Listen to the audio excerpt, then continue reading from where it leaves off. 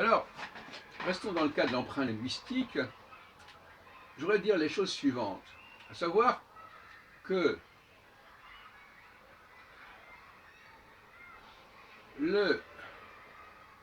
l'emprunt est toujours partiel par rapport à la source. Donc quand la source est plus riche dans sa complexité que dans une autre langue, c'est que l'autre langue a emprunté. Je vais donner quelques exemples de ce type.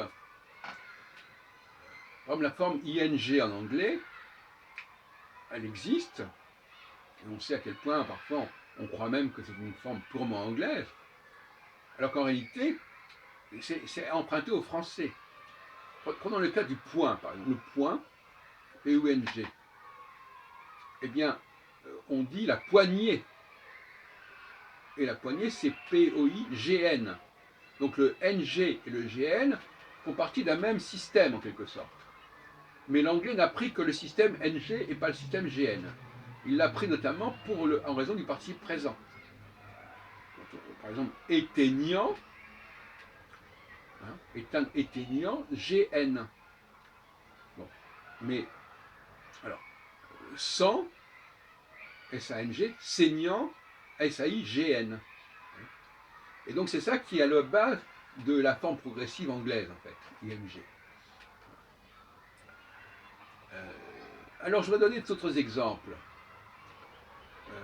Par exemple, en français, on dit l'esprit, mais on dit spirituel. Donc voyez-vous, il y a deux formes différentes. Soit on a le S précédé du E dans esprit, soit on a spirituel. Et l'anglais n'a pas pris la forme E-esprit, il a pris la forme spirituelle, spiritual, etc. De même que, par exemple, il a pris la forme space, comme dans spatial, il n'a pas pris la forme espace. Donc il ne prend qu'une partie du système français. On pourrait d'autres exemples. Par exemple, bon, enfin, il y a des cas où c'est moins évident. Par exemple, espèce donne spécial. Et l'anglais n'a pas pris espèce, il a pris special. Il y a d'autres exemples. D'une manière générale, là on va prendre un certain nombre de cas qui sont moins évidents. Et par exemple, le cas d'école est tout à fait récent. Une école scolaire. Les Anglais n'ont pris que school. Voilà. Donc, l'anglais n'emprunte qu'une partie du système, donc il ne comprend pas complètement le système, il n'en prend que des facteurs, des éléments. C'est comme quand vous prenez quelque chose, comme ça, vous extrayez quelque chose d'un contexte morphologique ou autre, et, et après vous l'utilisez hors contexte. Eh bien, c'est là qu'on voit le plagiat, c'est là qu'on voit l'emprunt. L'emprunt, c'est quand on voit quelque chose qui est pris chez quelqu'un, et ça apparaît dans une autre œuvre, mais dans l'autre œuvre, c'est comme un corps étranger. Alors que dans l'œuvre d'origine, ça fait partie d'un tout. Alors, je terminerai sur quelques exemples, mais qui sont moins significatifs.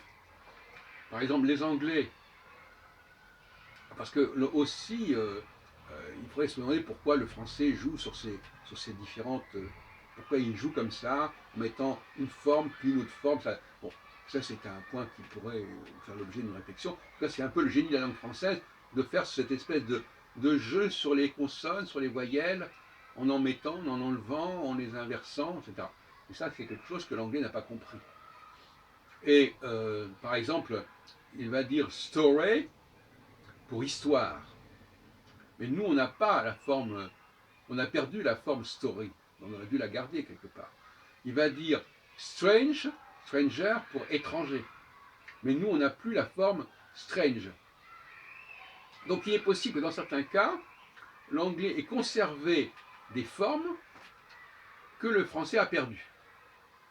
Et c'est d'ailleurs ce que j'ai dit une autre fois, c'est-à-dire que l'emprunteur, parfois, il trahit effectivement la source, mais parfois, il conserve de la source des éléments que la source elle-même a fini par perdre.